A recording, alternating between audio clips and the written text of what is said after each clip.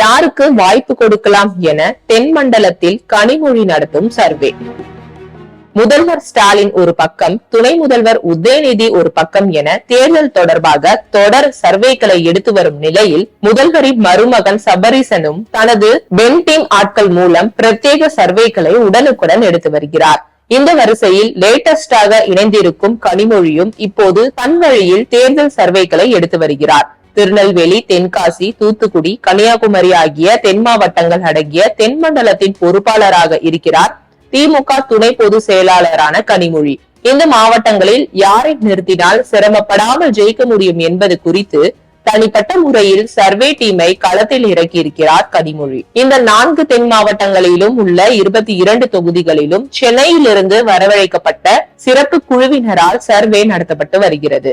ஏற்கனவே வெற்றி பெற்றவர்களையே மீண்டும் நிறுத்தலாமா அல்லது ஆளை மாற்றலாமா, கடந்த முறை தோற்று போனவர்களுக்கு மீண்டும் வாய்ப்பளிக்கலாமா, புதிதாக தேர்தலில் போட்டியிட விருப்பம் தெரிவிப்பவர்களுக்கு மக்கள் மத்தியில் செல்வாக்கு எப்படி இருக்கிறது என்பன உள்ளிட்ட பல்வேறு கோணங்களில் இந்த சர்வே நடத்தப்பட்டிருக்கிறது. இந்த சர்வே முடிவுகளை கட்சி தலைமையிடம் விரைவில் கனிமொழி அளிக்கவிருப்பதாக சொல்லப்படுகிறது. இதன் முடிவுகளும் இந்த 4 மாவட்ட வேட்பாளர்கள் தேர்வில் முக்கிய பங்காற்றும் என்பதால் கட்சி நிர்வாகிகள் மத்தியில் பரபரப்பு ஏற்பட்டுள்ளது.